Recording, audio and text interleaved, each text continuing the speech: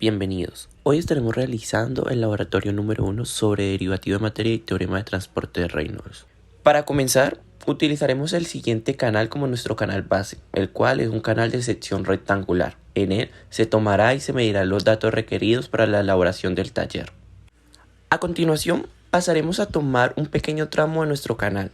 En este caso, nuestro tramo consta de una distancia de 1,30 metros desde nuestro inicio hasta el lugar donde se plantea colocar la compuerta, con un tirante de 0,025 metros y una distancia media de 0,65 metros. Sobre este tramo se realizará el taller. Ya con nuestra área de trabajo definida, pasaremos a tomar el tiempo. Para ello usamos el método de flotador para conocer la velocidad de nuestro canal.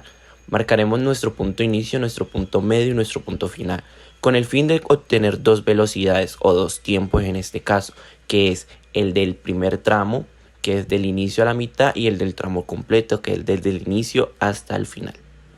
Ahora pasaremos a hacer el paso a paso de la toma de datos y las mediciones.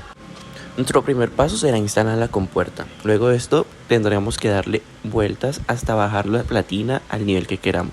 Esto con el fin de generar una perturbación como lo verán a continuación. Una vez que ya el canal se ha estabilizado, luego de bajar la compuerta se pasará a tomar las mediciones de los tres tirantes, el inicial, el medio y el final. Esto con el fin de conocer el cambio de masa. Luego de esto se pasó a realizar el método de flotador, esto con el fin de obtener dos tiempos, uno medio y uno final, para así conseguir las velocidades. El procedimiento antes mostrado se realizó 3 veces para 3 casos diferentes en que la compuerta bajaba una longitud diferente. Ahora vamos a explicar los procedimientos para calcular el perfil de velocidad de nuestros casos. Tenemos un caso 0, que es el área sin bloquear, cuando aún no hemos utilizado nuestra compuerta. Entonces vamos a hacer los respectivos cálculos. Aquí tenemos los parámetros generales del volumen de control, ya los hemos mencionado antes en el video, y lo que vamos a calcular son los parámetros que varían, como es el tirante, el área mojada y la velocidad.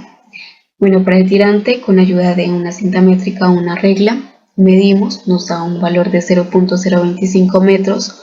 Para el área mojada, que es base por tirante, nos da un valor de 0.0019 metros cuadrados. Para velocidad, que es distancia sobre tiempo recorrido, la distancia total de nuestro canal de 1.30 metros y el tiempo recorrido de 2.03 segundos. Bueno, para el perfil de velocidades lo tomamos en el plano XZ y utilizamos la ecuación para la velocidad en cualquier punto. Tenemos que tener en cuenta que z sub 0 es igual al 1% de la profundidad total. A partir de esta ecuación lo que hacemos es despejar u sub 0, que es lo que nos interesa, y ya con esto podemos utilizarlo para calcular la velocidad media, que es dividido entre un medio, y la velocidad a un cuarto de profundidad dividido entre un cuarto. Aquí representamos nuestro perfil según las velocidades. La primera velocidad de 0.64 metros sobre segundo, velocidad media de 0.54 metros sobre segundo y velocidad a un cuarto de profundidad de 0.45 metros sobre segundo. Bueno, para el caso 1 ya vamos a trabajar con la compuerta. Aquí lo que hacemos es bajar la compuerta a cierta distancia, entonces vamos a tener un área bloqueada en nuestro canal. Tenemos que tener en cuenta que vamos a trabajar con 3 tirantes, se puede mencionar como un tirante inicial, un tirante medio y tirante final. Para calcular la velocidad, pues lo hacemos en el punto en donde se va a tomar cada tirante. En este caso tenemos un tirante antes del bloqueo de 0.043 metros y la distancia que tenemos aquí es de donde se tira la pelotita, que es de 1.30 metros, y el tiempo que se demoró hasta llegar a nuestro primer tirante es de 3.26 segundos. Hacemos los cálculos de U sub 0, velocidad media y velocidad a un cuarto de profundidad, los mencionamos aquí.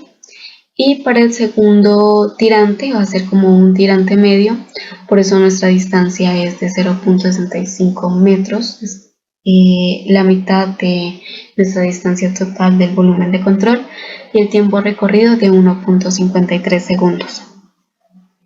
Hacemos igualmente los respectivos cálculos y para el tirante final, que es el tirante que se encuentra un poco antes de la compuerta, entonces tomamos la distancia de nuestro canal de 1.30 metros sobre el tiempo recorrido de 4.29 segundos. Bueno, también sacamos el perfil de velocidad promedio de cada uno de estos perfiles y el tirante promedio de 0.048 metros. Este es el caso 3. Lo que hacemos aquí es bajar la compuerta un poco más y tenemos una tercera área bloqueada. Calculamos la velocidad, velocidad media y velocidad a un cuarto de profundidad. También este es el tirante del medio y hacemos los respectivos cálculos de velocidad. Y por último tenemos el tirante, que es justo antes de la compuerta, y nos podemos dar cuenta que entre más baja la compuerta, más grande va a ser nuestro tirante, pues a comparación de los otros dos casos. El tiempo recorrido también va a ser más largo porque pues nuestra velocidad final va a ser más lenta. Aquí representamos el perfil de velocidad promedio y el tirante promedio. Bueno, en el caso 2 bajamos un poco más la compuerta, entonces vamos a tener una segunda área bloqueada. Aquí también calculamos la velocidad en cada uno de los tirantes, en este caso es el tirante inicial. Entonces tenemos la distancia de 1.30 metros, el tiempo recorrido de 6.29 segundos para una velocidad de 0.20 metros sobre segundo. Hacemos los respectivos cálculos, también calculamos velocidad media y velocidad a un cuarto de profundidad. Aquí calculamos en el otro tirante, en el de la mitad, entonces nuestra distancia va a ser de 0.65 metros. Calculamos velocidad media, velocidad a un cuarto de profundidad y lo representamos en nuestro perfil. Y por último vamos a tener nuestro tirante final. Tiene una distancia del volumen de control ya de 1.30 metros y el tiempo recorrido de 7.23 segundos. Hacemos los respectivos cálculos y por último calculamos el perfil de velocidad promedio y también el tirante promedio. Con el fin de determinar si nuestro flujo es permanente o no permanente, uniforme o no uniforme, debemos apoyarnos en las ecuaciones del derivativo de materia, en las que la derivada parcial del campo de velocidades con respecto al tiempo nos dirá si es permanente o no permanente, y las derivadas parciales del campo de velocidad con respecto al espacio nos dirán si es uniforme o no uniforme. Estos tres términos los conoceremos como aceleraciones convectivas y este primer término lo conoceremos como aceleraciones locales. Ahora, debido a las características de nuestro perfil, podemos obviar el término A sub y, ya que estaremos analizando el plano XZ, donde estos serán nuestros ejes. Y ahora, debido a que la pendiente es nuestro canal despreciable, el vector del resultante de velocidad solo tendrá componente en X, como lo podemos apreciar aquí, donde ese vector está totalmente horizontal y paralelo al eje X.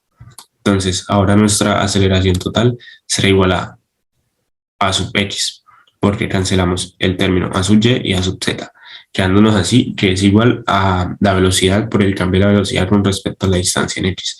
¿Cómo calculamos esta velocidad? Lo que nosotros hicimos fue, ya que tomamos tres datos de velocidad en nuestro volumen de control, calcular el promedio. Este sería, recordemos que tenemos esto, entonces nosotros tenemos un volumen, una velocidad inicial, una velocidad en la mitad y una velocidad final. Lo que hicimos fue sumarlas y dividirlas entre 3 para obtener esta velocidad. Y aquí calculamos el cambio de velocidad inicial, conseguimos la velocidad final y le restamos la velocidad inicial y lo dividimos sobre la altura la distancia final sobre la distancia inicial, dándonos este resultado. Ahora, para calcularlo en la parte media del perfil de velocidades sería exactamente lo mismo. El promedio, que en este caso nos da 0.17, por la final, que es 15 menos 0.17 sobre 1.30. Esto nos daría igual a más o menos 0.00261 negativo metros por segundo. Y ahora para hacerlo en casi el fondo del canal, pues lo mismo. La velocidad promedio en el celular, final menos inicial, 0.12 menos 0.14 sobre 1.30, y esto nos da como 0.00215 y negativo, y en términos de aceleración. ¿Cómo modificamos las unidades? Pues aquí tenemos velocidades, que son metros por segundo, sobre distancia, que son metros. Nos quedaría 1 sobre segundo este término aquí, y este es metros por segundo. Entonces, metros por segundo por 1 sobre segundo da metros por segundo cuadrado, que son términos de aceleración. Así verificamos que está bien. Ahora, ¿qué podemos concluir? Lo primero es que para casos en los que tenemos este tipo de perfil de velocidades, la derivada parcial del campo de velocidad con respecto al tiempo siempre es cero, por lo que nuestro flujo será permanente. Sin embargo, como las aceleraciones convectivas nos dieron diferentes de cero, nuestro flujo será no uniforme. Entonces tenemos un flujo permanente y no uniforme.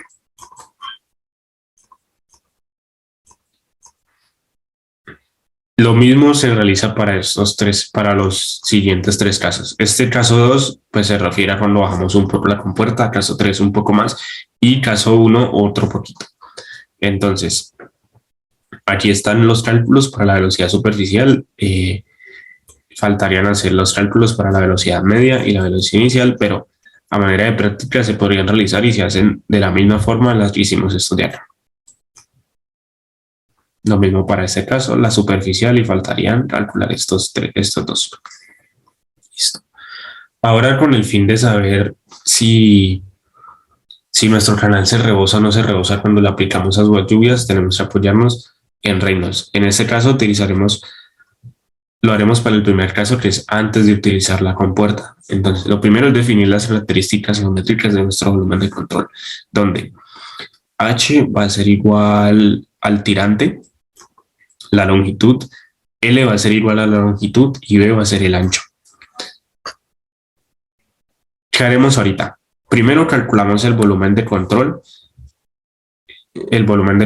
después el área de cada una de las caras por donde pasará nuestro flujo. El área, antes de definir estas áreas X, Z y XY, tenemos que definir nuestros ejes. Entonces, para H, nuestro eje será Z, para el tirante. Para la longitud, nuestro eje será X, y para el ancho hidráulico del espejo, nuestro eje será Y. Ahora sí, el volumen va a ser la multiplicación de estos tres. Y el área de la cara por donde está entrando la velocidad 1 y está saliendo la velocidad 2 va a ser esta de aquí, que se calcula con el ancho por el tirante. ¿Qué pasa? Porque estamos calculando estas áreas, pues ya que nuestro tirante dio una variación muy pequeña, lo que hicimos fue calcular un tirante promedio y trabajar con ese. Aquí igual se podrían hacer integrales, pero serían integrales de esta área rectangular y esta área rectangular que ya conocemos, y pues este volumen que también ya conocemos sin necesidad de integrar. Entonces se hace como para facilitar los cálculos. ¿Qué va a cambiar siempre? Nuestro volumen para cada uno de los casos, porque tenemos distintos tirantes, y por ende también el área de la cara XZ, porque también cambia el tirante. El área XY se va a mantener igual porque el ancho y la longitud de nuestro volumen de control nunca cambia. Ahora, ya teniendo todos estos datos, necesitaremos la velocidad de entrada, V sub 1, la velocidad de salida, V sub 2, y la velocidad con la que cae el agua lluvia, V sub 3. Y además un intervalo de tiempo, el intervalo de tiempo en el que se tomaron. Posterior a esto, procedemos a realizar del